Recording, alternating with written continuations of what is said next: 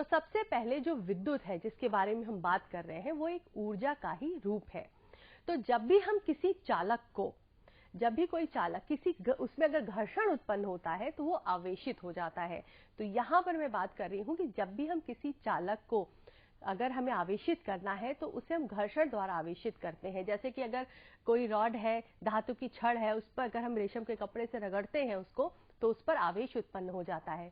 और आवेश दो प्रकार के होते हैं, एक धनावेश और एक ऋण आवेश। धनावेश को आप पॉजिटिव से दिखाते हैं और ऋण आवेश को आप नेगेटिव से दिखाते हैं। तो आप इस चित्र में देख रहे हैं कि धातु की दो छड़ें हैं, जब इन्हें घर्षण द्वारा जब इन्हें रगड़ा जाता है या घर्षण उत्पन्न किया जाता है तो ये आवेशित हो जाती हैं। और इन छड़ों पर अलग अलग आवेश आ सकता है, धनावेश भी आ सकता है, ऋणावेश भी आ सकता है। और यदि इन दोनों चालकों को किसी तार द्वारा जोड़ देते हैं तो जो ऋण आवेश तब उत्पन्न होता है जब इलेक्ट्रॉनों की अधिकता होती है, और धन आवेश इलेक्ट्रॉनों की कमी होने के कारण उत्पन्न होता है।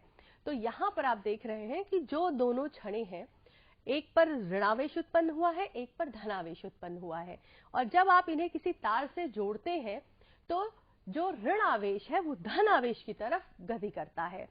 तो ये जो पूरी प्रक्रिया है, ये आप समझिए कि अगर आप इन्हें दो आवेशित छड़ों को अगर आप एक तार से जोड़ते हैं तो इसमें एक आवेश का प्रवाह होता है।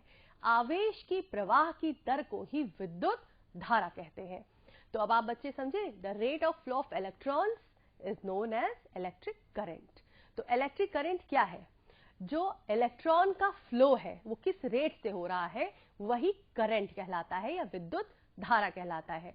तो इस तरह से आप समझे बच्चों कि किस तरह से हमने दो चालक छड़ें ली, अगर उनको आवेशित किया तो एक पर धनावेश एक पर ऋण आवेश आ गया, और ऋण आवेश का धनावेश की तरफ जाना, ये जो प्रक्रिया है, ये जो जब ऋण आवेश धनावेश की तरफ जाते हैं तो इसी तरह से करंट का निर्माण होता है। यानी विद्युत धारा कब उत्पन्न होती है?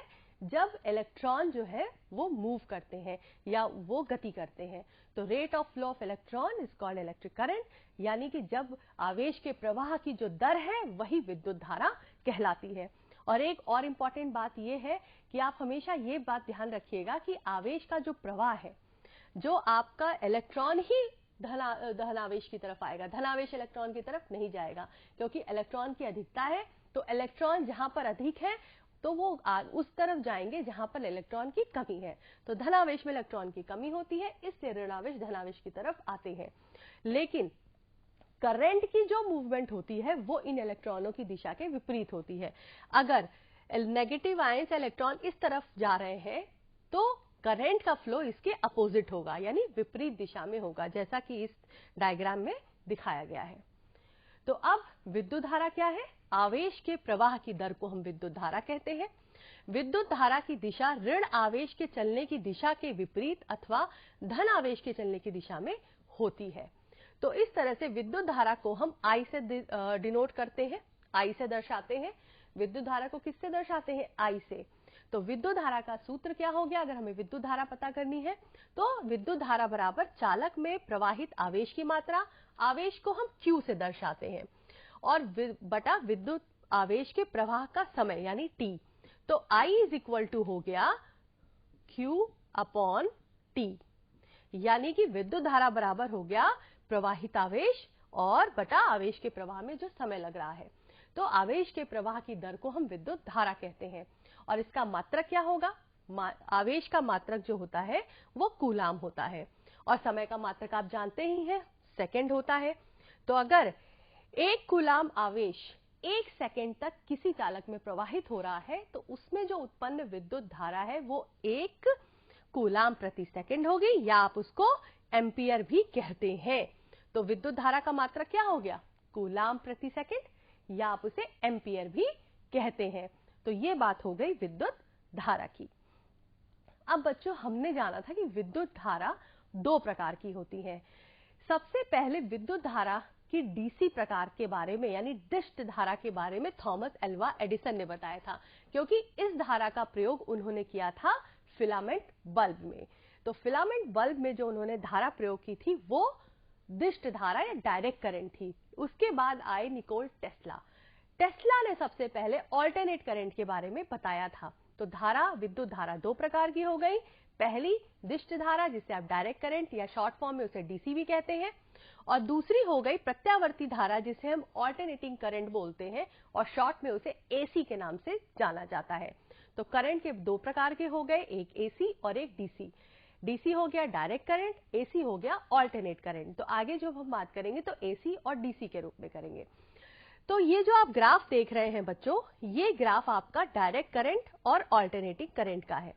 तो जब आप ग्राफ बनाते हैं तो अगर आपको ऑल्टरनेट करंट दिखानी है या डायरेक्ट करंट दिखानी है, तो डायरेक्ट करंट में आप क्या करते हैं, जो एक्स एक्सिस है, एक्स एक्सिस के जो आप पैरेलल लाइन खींचते हैं वो आपका डायरेक्ट करंट को दर्शाती है, और ऑल्टरनेट करंट जो है वो आपको एक फ्लो के रूप में वो उसको फ्लो के रूप में दर्शाया जाता है। इस तरह से एक वेव लाइक जो आप देख रहे हैं ग्राफ, ये ऑल्टरनेटिंग करंट का ग्राफ है। जो ग्रीन कलर से दिख रहा है वो एसी करंट है, और जो रेड कलर से दिख रही है ये आपकी डायरेक्ट करंट या डीसी करंट है। तो ये एक ग्राफ है, इससे आप आगे भी बड़ी कक्षाओं में जानेंगे इस पूरे ग्राफ के बारे में, लेकिन एक आप इसके पूरे रूपरेखा समझ लीजिए कि करंट दो प्रकार के हो गए, एक आपका दिष्ट धारा डायरेक्ट करंट और एक ऑल्टरनेटिंग करंट। जो आपका ये दिष्ट धारा है, ये आप इसका उपयोग कहाँ करते हैं, तो ज्यादा से जो टॉर्च के सेल्स वगैरह हो गए, इनमें जो करंट है वो आपका डीसी करंट है, डायरेक्ट करंट है। इसके अलावा जो आपके ऑल्टरनेटिव करंट का यूज कहाँ होता है, ये पावर स्टेशनों से जो हमें धारा प्राप्त होती है, जो विद्युत धारा में प्राप्त होती है, वो ऑल्टरनेटिंग करंट होती है। जो आपके घरों में जो करंट आ रहा है, जो इलेक्ट्रिक करंट आ रहा है, वो ऑल्टरनेट करंट है। जो आप स्विच ऑन करते हैं, बल्ब जलाते हैं, ये जो करंट फ्लो होता है जो हमारे घरों में, वो एसी करंट है, ऑल्टरनेट करंट है। तो अब बच्चों हम आगे बढ़ते हैं कि विद्युत धारा के बारे में हम समझ गए क्या है, विद्युत धारा के प्रकार भी समझ गए। अब हम जानेंगे विद्युत धारा के स्रोत कौन कौन से हैं, किन किन चीजों से हमें विद्युत धारा या करंट प्राप्त होता है। तो विद्युत धारा के दो प्रमुख स्रोत हैं, पहला इलेक्ट्रिक सेल और दूसरा होता है जनरेटर, विद्युत जनित्र कहते हैं जिसे। आप इस चित्र में देख सकते हैं, या फिर ये जो आप घरों में यूज करते हैं, इस तरह से थोड़े पतले सेल आते हैं, थोड़े मोटे, अलग अलग तरीके के आकार के सेल्स आते हैं। तो ये आपके जो आप देख रहे हैं ये इलेक्ट्रिक सेल है, इससे आपको करंट, इलेक्ट्रिक करंट प्राप्त होता है। और दूसरा जो माध्यम या स्रोत है वो है जनरेटर्स। घरों में अक्सर आपने देखा था शादी ब्याह में, या अक्सर जब कहीं कोई फंक्शन होता है, तो अगर आपको कहीं लाइट जाने का ऐसी आशंका होती है तो हम ज्यादातर जनरेटरों का प्रयोग करते हैं, या फिर कारखाने हो गए, इस तरीके की जगह हो गई, बड़े बड़े कारखानों में भी हम विभिन्न प्रकार के जनरेटरों का उपयोग करते हैं।